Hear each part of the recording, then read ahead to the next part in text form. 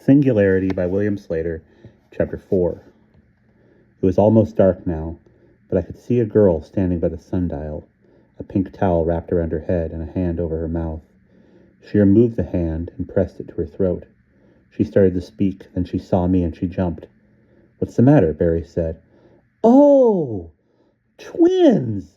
She laughed. She wore faded jeans and a t-shirt, and her face, beneath the towel, was rather flat and snub-nosed. But she was still pretty. "Don't think I'm silly," she said. "I didn't hear voices, so I didn't think nobody was close by. And then, all of a sudden, you come out of nowhere." She looked at Barry, and then it was like the same person showed up all over again. "I couldn't tell you two look exactly alike. Down by the river." The insects were slowing down, like a drowsing organism, the voices dropping out one by one. Now hundreds of tiny flickering lights bobbed and darted through the dark meadow. "Gee, there must be more fireflies right here in this yard than I've ever seen before in my whole life," Barry said, moving the conversation away from our resemblance as usual. "Where are you guys from?" the girl said. "You talk funny." "Boston," Barry said. "Never knew anybody from there," the girl said. "You relations of old man Kittery or what?" "Yes, we inherited his house," Barry explained. "My brother and I came to sort of watch over the house for a couple weeks until our parents can get here and go through the stuff to see if there's anything worth keeping." "Like all them dead animal bones," she said with a derisive little laugh. "You know?" Barry asked her. "Sure," she shrugged. "Everybody's been peeking in the windows since the old man died." She peered around Barry, past the sundial into the circle of trees. It was too dark now to see anything but the glint of the playhouse's metal roof. "You got a set of keys, I see?" Her voice quickened. "You get into the playhouse, see what's inside?" Barry glanced at me. "Why?" he asked her. "What's supposed to be inside it?" "Don't know," she said guardedly. "That's why I'm asking you." Barry thought for a moment, trying to decide what to tell her. So far, I hadn't said a word. "No," Barry said, "none of these keys fits. But there must be a key somewhere inside the big house. I'm going to find it." "Well, when you do, will you tell me about what's inside the playhouse?" she said, her voice eager again. "I'd be real curious to know. What makes you think there'd be anything but a lot of old tools and stuff?" "Oh, just because," she said. "Because what?" Barry demanded. "Like I said, I'm just curious." "What's wrong with that?" she said, evading his question. She adjusted the towel on her head. "Well, why should I tell you what's in there if you won't tell me why you're curious about it?" Barry said, beginning to sound annoyed. "Hey, come on, Barry, it's getting kind of late," I said. I didn't want him to start arguing with her. "So what? We're on our own. Nobody's telling us what to do or when. I'll stay out here all night if I feel like it. You can go call up Mom and ask her what time to go to bed if you want." I blushed. Barry really knew how to make me feel stupid in front of other people. It was what he did whenever I tried to argue with him. "Are you guys ever lucky?" the girl said. "Your folks let you come all the way from Boston and stay in a crazy old house like that all by yourselves. Do anything you want, no chores, no rules." She made a whistling sound of genuine envy. "Want to come in and see the house?" Barry said, his irritation suddenly gone.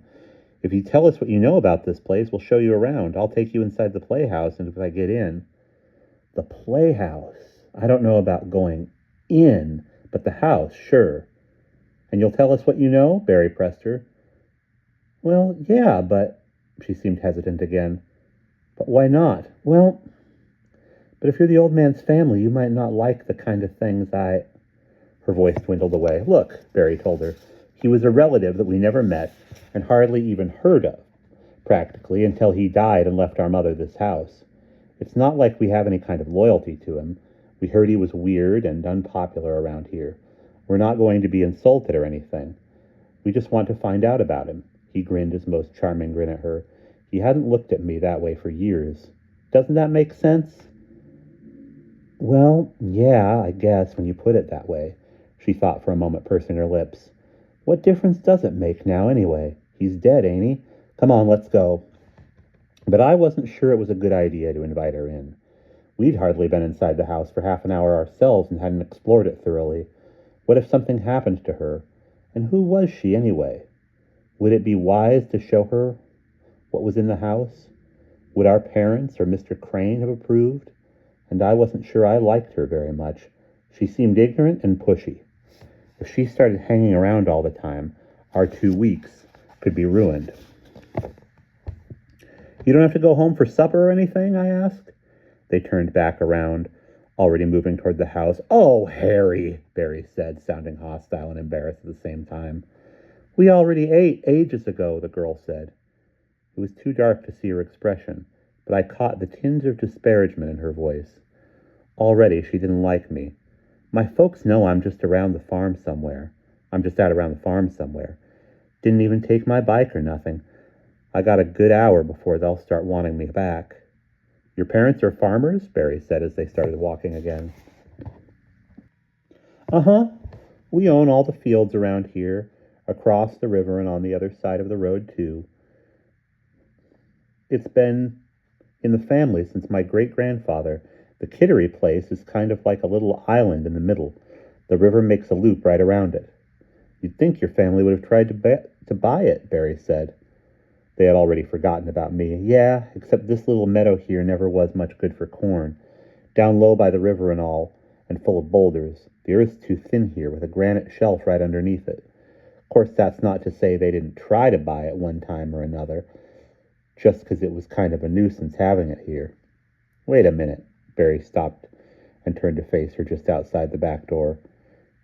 You must mean it was one of your relatives who sued Uncle Ambrose. I thought you said you weren't going to get insulted or anything. Who said I was insulted? I'm just interested in the story, that's all. Barry led the way inside, turning on lights. I left them to examine the mounting room and went ahead into the kitchen. I dug through the boxes of food that had been delivered and fed Fred. Then I tried to figure out what to do about our supper. I was ravenous. Hey, Barry, would you like some tomato soup and a toasted cheese sandwich? I asked him when they came through the kitchen. Sure, Barry said, as if he hadn't really heard me.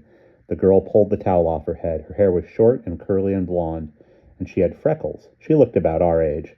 So old-fashioned in here, she said, draping the towel over a chair. Wait till you see the living room, Barry said. Come on.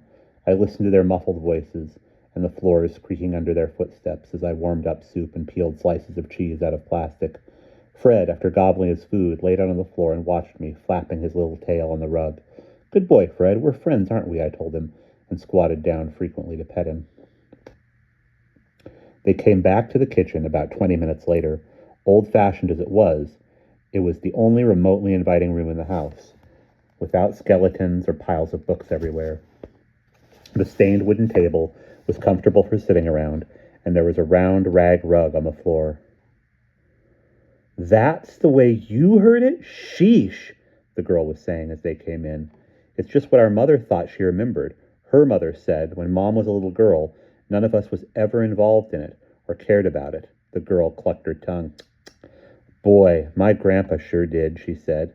What was his version? Barry asked her. She pursed her little round mouth humorously and rolled her eyes to the side. Come on, sit down and tell us, Barry said. You promised. Okay. Her hesitation vanished instantly. She plopped down in a chair and leaned forward on her elbows. I grew up with it. My grandpa talked about it all the time, and every time you started to forget about it, there was this place right in the middle of everything to remind you. Yeah, go on, Barry said, sitting down across from her. Well, now we do mostly just corn and soybeans, but in the old days, Grandpa kept a lot of livestock, too, cows and pigs mostly. He loved them animals, not like a lot of farmers who just think of them like another crop. Grandpa even named them.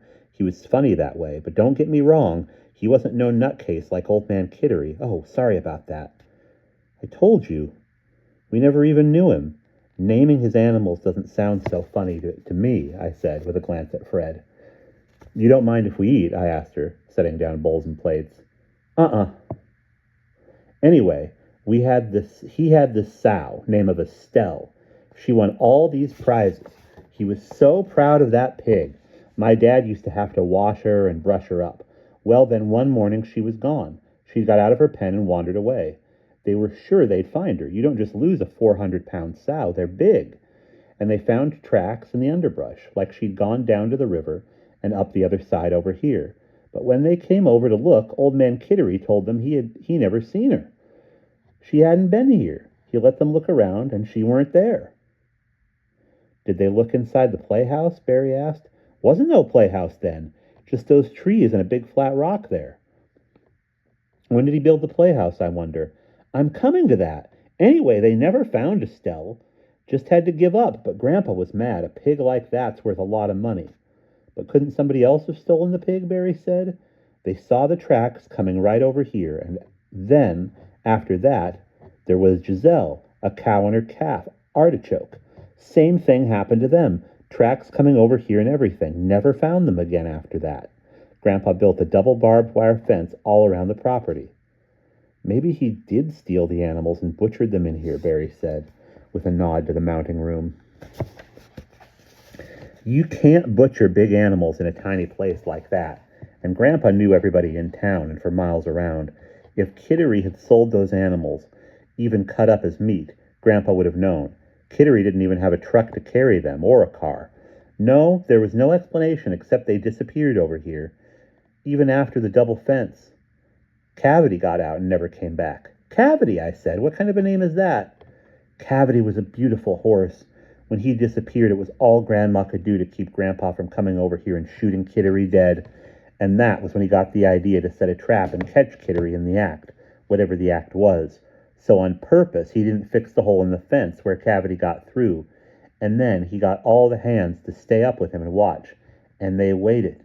And on the third night, along comes Emptiness and goes right through the fence and... Emptiness, I interrupted.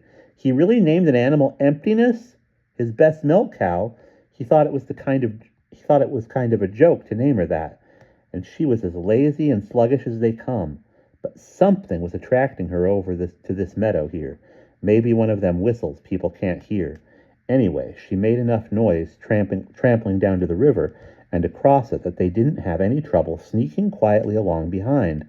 And they waited on this side and watched Emptiness go straight for that circle of pine trees. They could see because there was light coming from them. And then, after 5 minutes, Grandpa gave the signal, and they all ran back there together with lights. Grandpa even had a camera. Yeah, go on, Barry urged her. He'd hardly touched his supper, and I didn't think there was anything wrong with it. I was already on my second helping, but I knew it would be a mistake to ask him if it was all right. Old Man Kittery was standing there, and Emptiness. Was he doing anything wrong? No. She leaned forward and said slowly and distinctly, Only Emptiness looked 20 years older.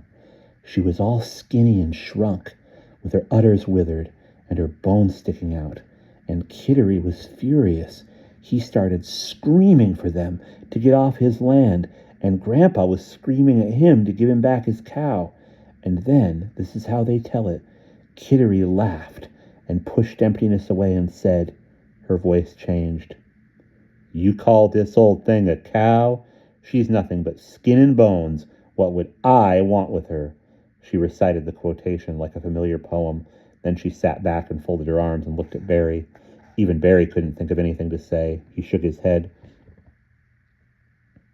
20 years older?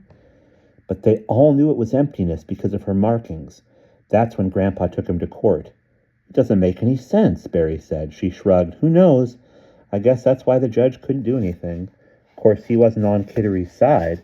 He warned him he'd be in trouble if there was any more complaints, and everybody else was ready to lynch him.